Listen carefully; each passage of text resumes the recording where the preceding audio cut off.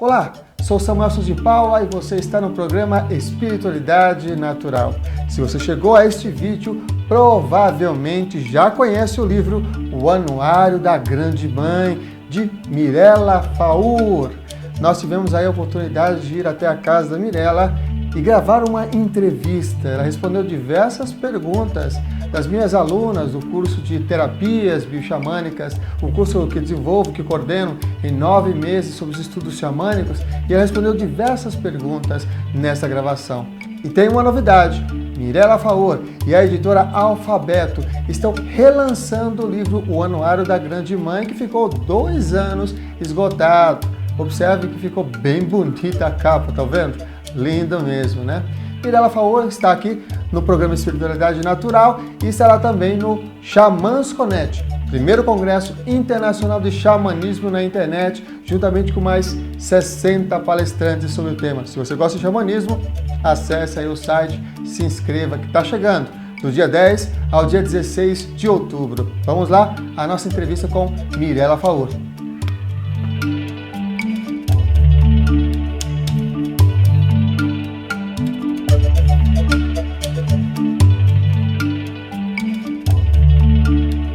A dúvida de muitas pessoas é como surgiu o anuário.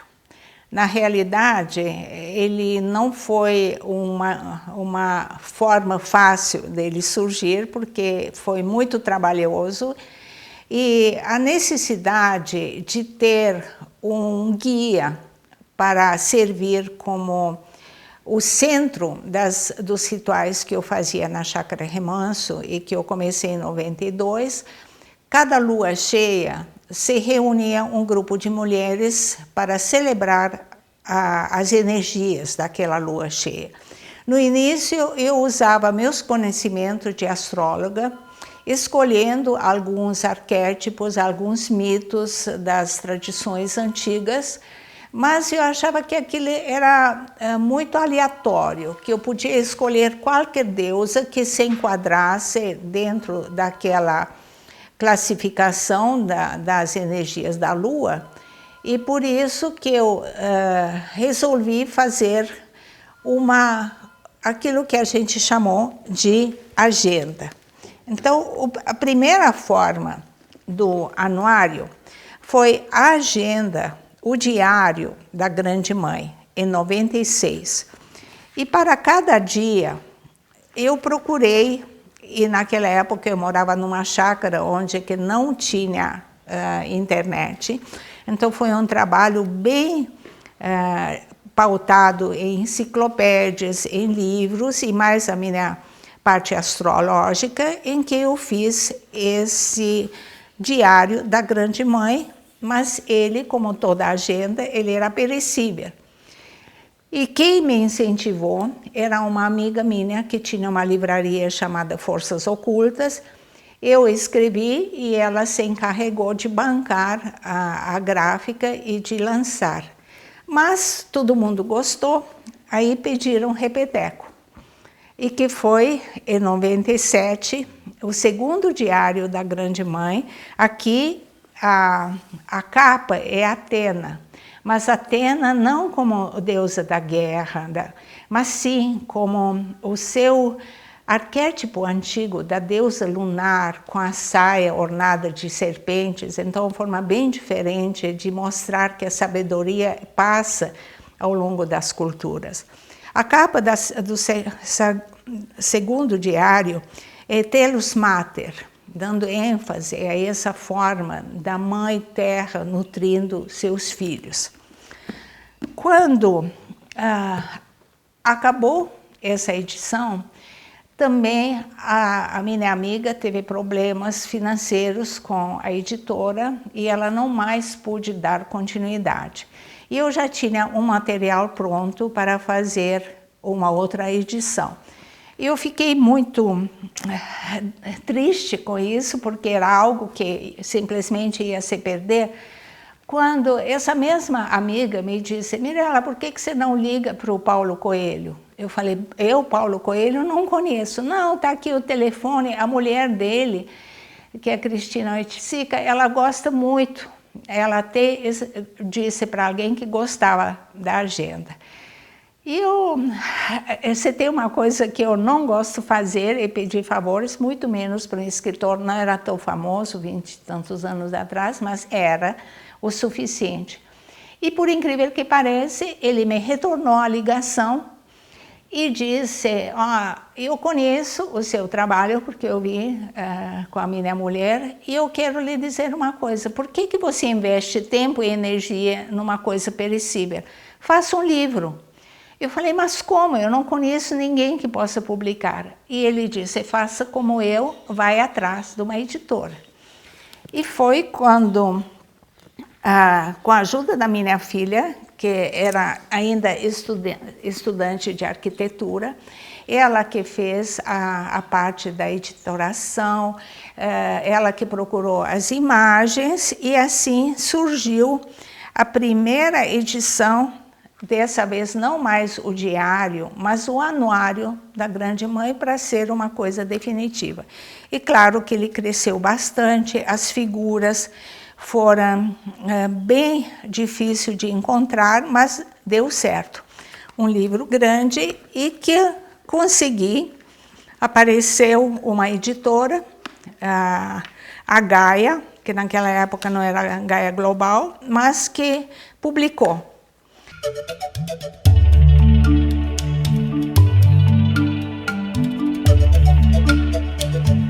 Esse livro foi muito importante, porque tinha orientações que foram embasadas nas minhas experiências com os grupos de mulheres, ou seja, como se conectar com seu ciclo menstrual, como puxar a energia da lua, como seguir as fases da lua dentro dessa ótica das 8 fases da lua, não só das 4 conhecidas, alguma coisa também sobre o ritual, o altar.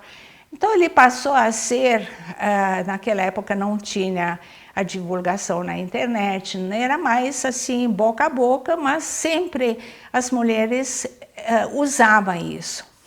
Bom, teve a segunda edição do anuário, e que o ano passado ele foi esgotado.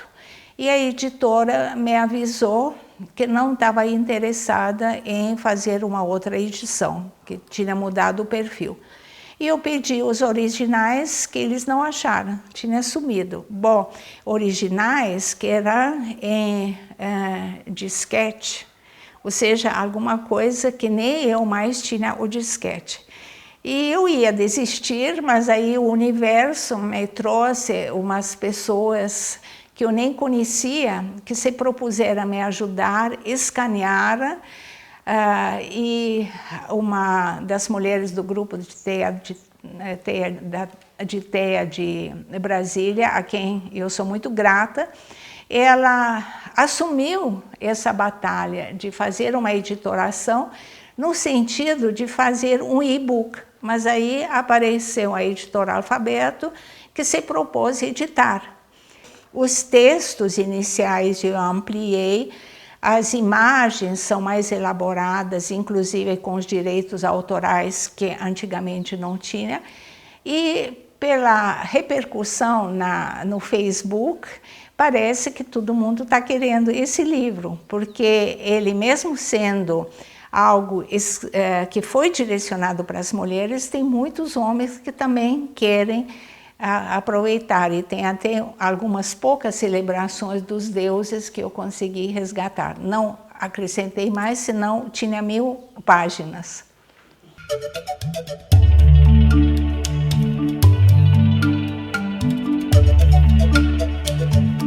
É muito difícil explicar um chamado interior, algo que sempre existiu de uma forma indefinida. Mas o que me deu o impulso foi em 91, quando eu fui para Glastonbury, na Inglaterra, a antiga cidade de Avalon.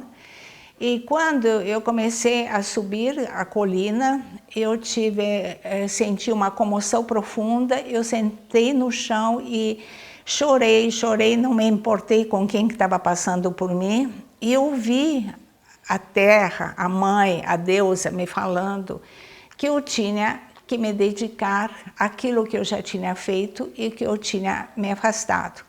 Naquela época, eu ainda participava dos rituais da Umbanda que o Cláudio conduzia, e eu tive outras visões que eu não conhecia nada além daquilo que eu tinha lido no livro, mas eu consegui, no mês que eu passei na Inglaterra, me conectar muito com lembranças, com informações. E quando eu voltei, eu fiz as palestras. Aliás, primeira coisa, eu saí da Umbanda e assumi esse compromisso de servir a deusa com tudo que estava ao meu alcance. E apesar que eu não estava acostumada a fazer palestra, eu sempre fui uma pessoa muito introvertida, mas veio o convite, depois vieram os grupos e assim foi indo.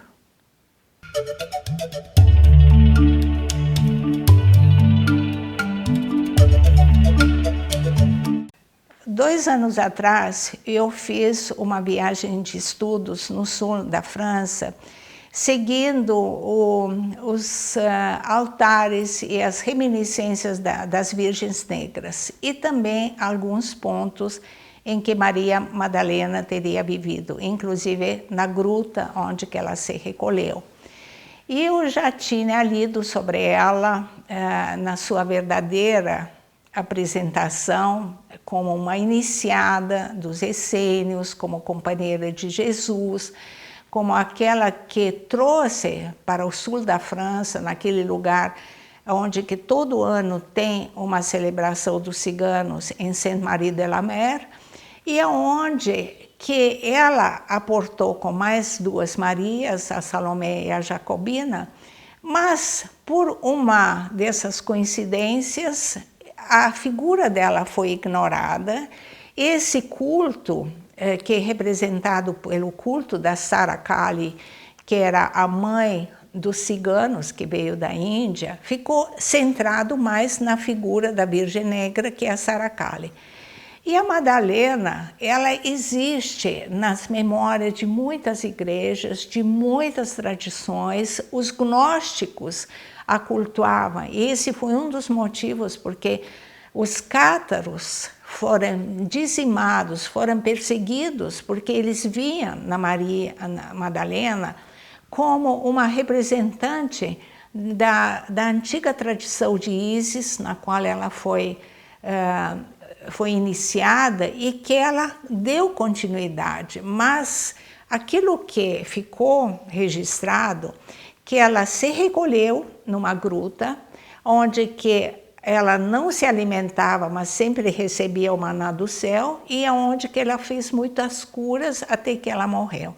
Então eu vejo a Maria Madalena como um arquétipo das antigas sacerdotisas da deusa, e que ela conseguiu deixar no nível muito oculto, mas que está sendo resgatado. Tem vários livros escritos sobre Maria Madalena, tanto na França como nos Estados Unidos, revelando esse seu papel, essa sua importância, até mesmo como aquela que teria sido a seguidora de Jesus, que ela que teve a visão dele, ela que estava sempre do lado dele e que, segundo consta pelos arquivos secretos, ela era casada com ele naquelas bodas de Canaã, teria sido o casamento deles, mas ela foi colocada de lado pelos apóstolos misóginos, por aqueles que não queriam a presença da mulher dentro do cristianismo.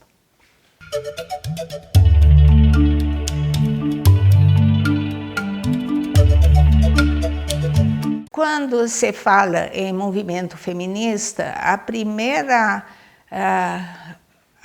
visão é do feminismo político, do ativismo político, aquilo que abriu uma frente de compreensão, de ascensão da mulher, começando nos Estados Unidos e depois vindo para o Brasil.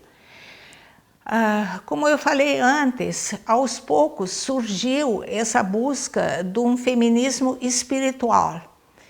E durante algum tempo, as duas correntes ficaram um tanto quanto separadas. As políticas estavam condenando as mulheres que só celebravam, e as outras achavam que ficavam muito focadas no político.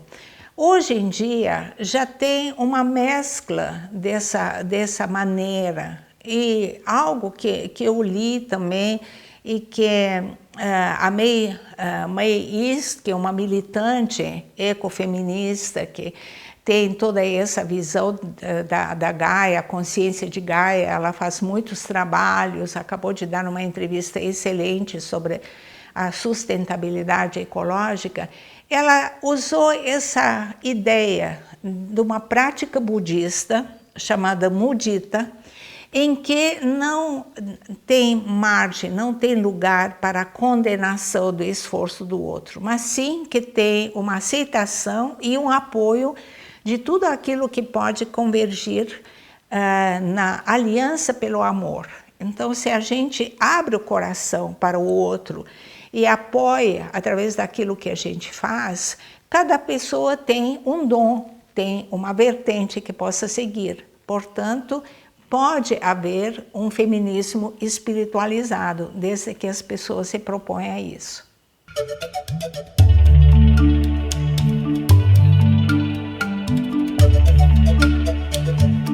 Essa é uma pergunta bem específica feminina.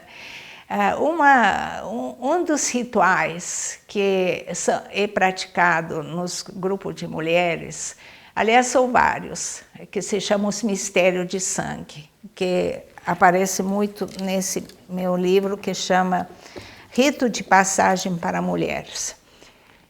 E que o foco das antigas tradições era a reverência da mulher desde o seu nascimento até a sua morte. Então, o primeiro ponto de partida era a concepção que era feita de uma maneira consciente, com a colaboração do homem e da mulher e uma prática de conexão com o espírito que ia encarnar na mulher. Depois havia a bênção do ventre, que é praticado nos grupos de Brasília. Essa bênção do ventre, reverenciando a vida e dando as condições para o ventre feminino, para ter também o apoio espiritual e ter também as orientações necessárias para uma gravidez saudável.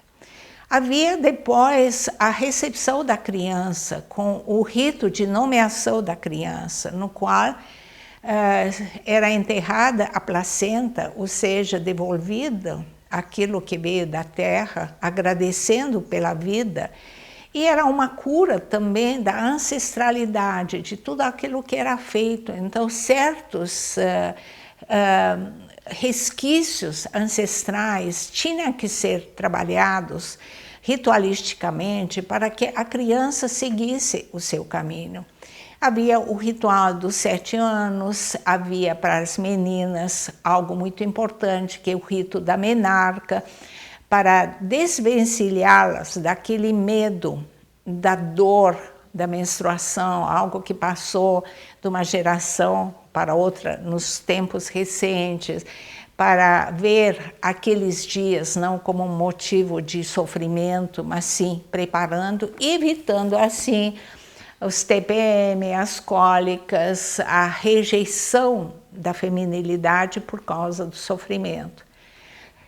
Seguindo, havia também o rito do casamento, o casamento também dentro dessa ideia da junção da energia do Deus e da deusa, do masculino e do feminino. Depois, a mulher na menopausa, também passando por um rito de passagem, evitando toda aquela egrégora negativa que após a menopausa a mulher é inútil, que ela perde os seus neurônios e fica reduzida a nada. Então, uma outra forma de ajudar na cura e também prepará-la para o último rito de passagem, quando passa pelo limiar. Então, dentro desse segmento do reconhecimento do sagrado feminino, o foco é a bênção do ventre, o ventre que é o receptáculo sagrado da vida e que também da saúde do ventre depende a saúde da mulher.